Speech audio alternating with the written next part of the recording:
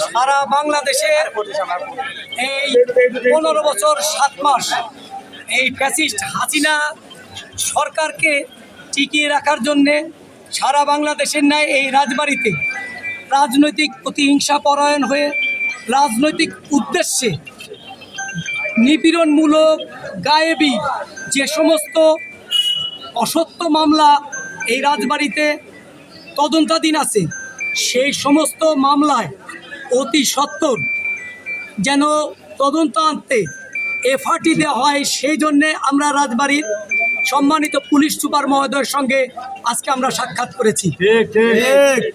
কারণ এই সমস্ত মামলা দিয়ে এই বাংলাদেশের গণতন্ত্র মনা মুক্তিকামী ছাত্র জনতাকে রুদ্ধ করে রেখেছিল।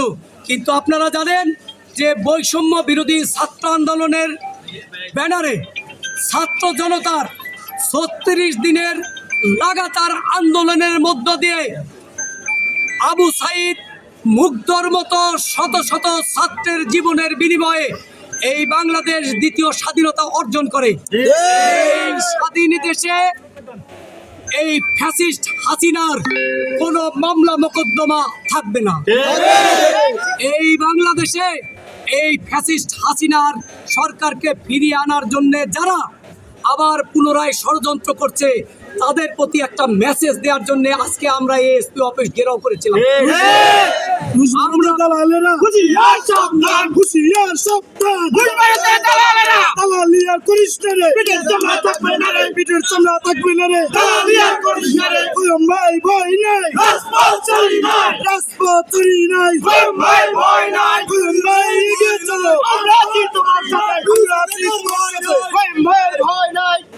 আপনারা জানেন যে আমাদের রাজবাড়ী জেলার আধুনিক রাজবাড়ি গড়ার কারিগর এবং সাবেক 3 বারের পৌর মেয়র, সাবেক এমপি, রাজবাড়ী জেলা বিএনপির সাবেক সাধারণ সম্পাদক, সাবেক সভাপতি, গণমানুষের নেতা, এই রাজবাড়ী জেলার সকল মানুষের হৃদয়ের স্পন্দন জনাব আলী নওয়াজ মাহমুদ খোয়েমের নির্দেশে ইতিপূর্বে আমরা এই রাজবাড়ির 2022, 2023, 2024 সালের তদন্তাধীন নিপীড়নমূলক গায়েবী মামলার লিস্ট আমাদের মাননীয় পুলিশ সুপার মহোদয়ের কাছে জমা দিয়েছিলাম।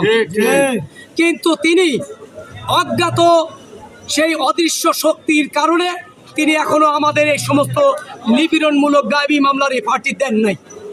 আমরা এই স্বাধীন বাংলাদেশে আর কোনো অজুহাত শুনতে চাই না। আমরা 7 দিনের সময় দিয়েছি।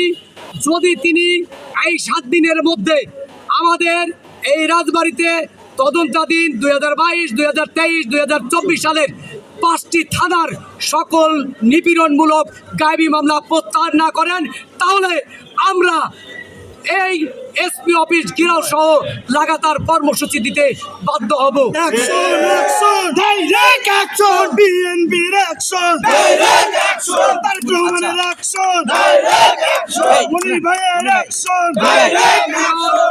আপনারা জানেন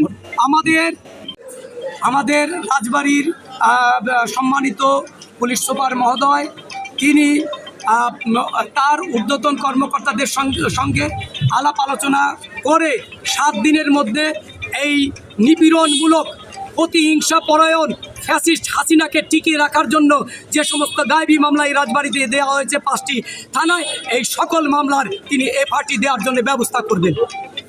ধন্যবাদ।